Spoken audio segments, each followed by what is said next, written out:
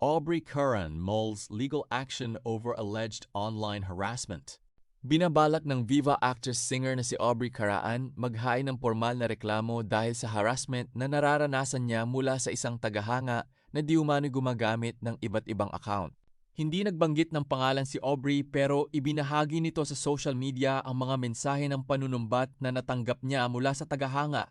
Saad ni Aubrey, "Ayoko na sana po itong lumabas but this is becoming out of hand na.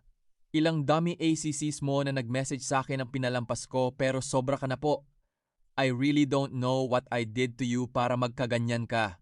This has gone too far and I want to take legal action." Kalakip ng mensahe ni Aubrey ang screenshots ng mga nakababahalang mensahe na natanggap niya mula sa tagahanga. Alam ng ka-love team ni Aubrey na si Lance Carr ang mga pangyayari. Nang makausap ng cabinet file si Lance, siya ang nagbigay ng impormasyon tungkol sa problemang pinagdaraanan ng aktres.